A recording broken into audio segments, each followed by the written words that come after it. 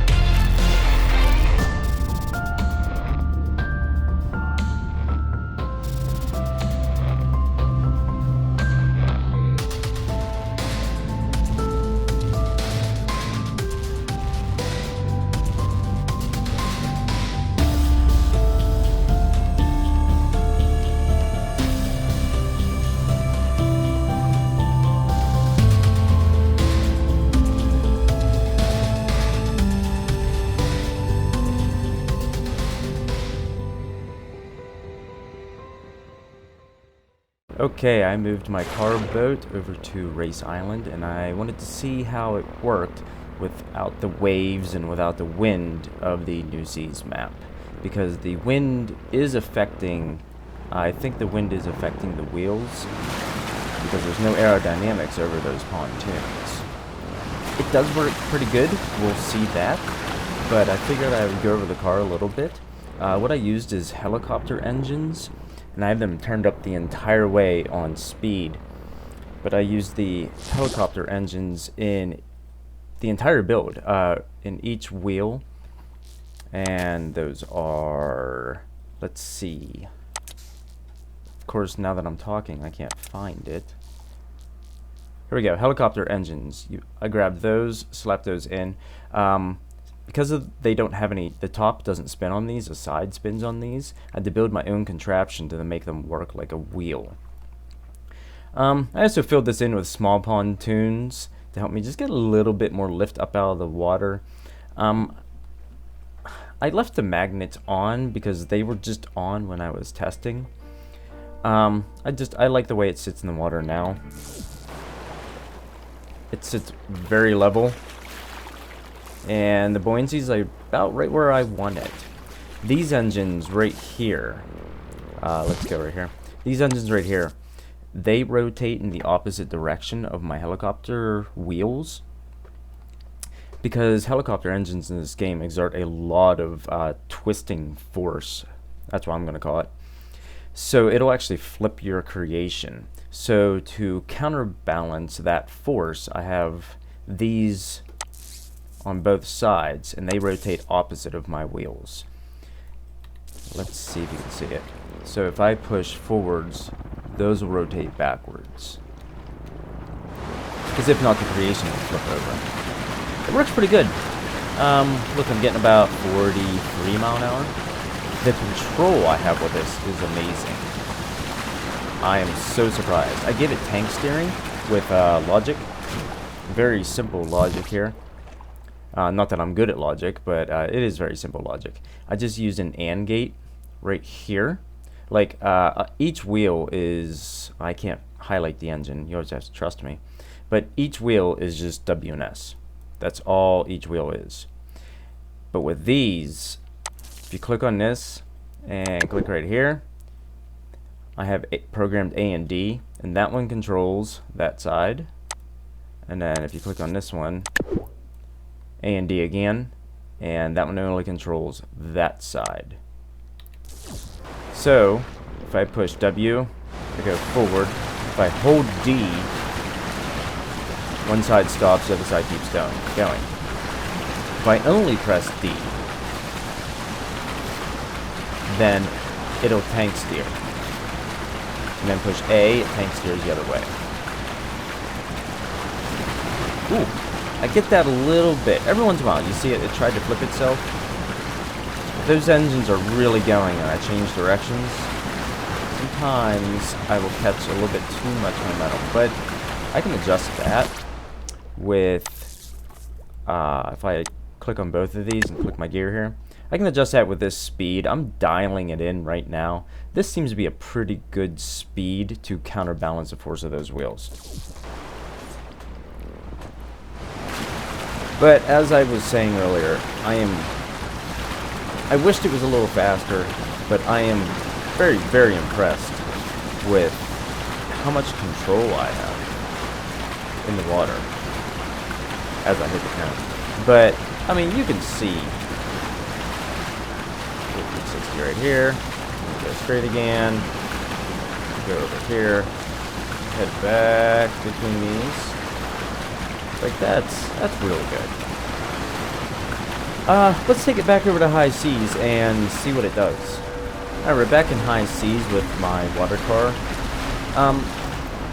It's kind of in the build, but you can see that I did try to work on the aerodynamics of it. But the big thing that does not have aerodynamics are my quote-unquote wheels, these pontoons. I thought about putting wedges in front of them, but I don't know how that's going to interact with the water, and I'm a little worried about weight. But as it is, I kind of like it. we'll get over to some waves and see how this thing acts. Going into the wind, it is significantly slower. As a novelty item, it's fun. It's different. It works really well. It's just not fast. You know, I guess, you know, everything doesn't have to be fast. I'll probably make another video about a fast boat. I think in Jet League, in the Grand Island Tour, I think I am currently 19th place in the world. I think that's pretty good. So I might show a build of a boat, or I'll show the one I'm currently using. Oh, see, I catch the air with the front end. Let's see what it does. Yeah, see, I'm catching air with the front end.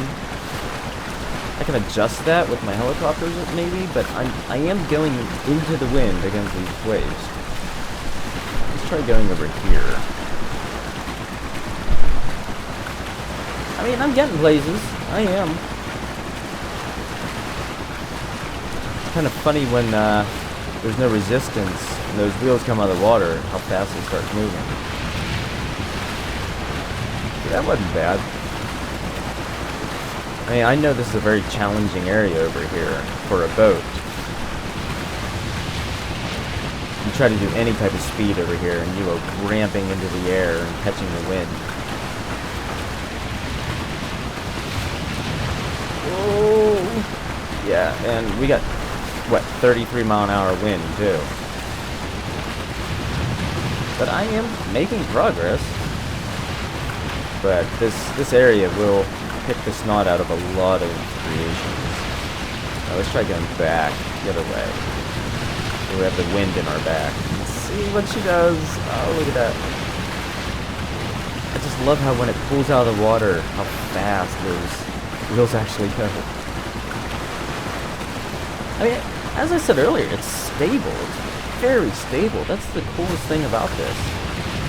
It's not flipping, it's not sinking, it's not nosediving. Look at this, I can sit here and do a 360 if I want to. Oop. Like I said, every once in a while, that torque of those helicopter engines catches me, along with the wind. But, I mean, it's not bad. I can easily correct it. So, well, thank you for watching this build. I think it was cool and fun. It's a good little novelty item. I never, according to my memory, I never built anything like this. I don't think I've ever built four-wheel wheels for the water. So once again, thanks for watching. Bye.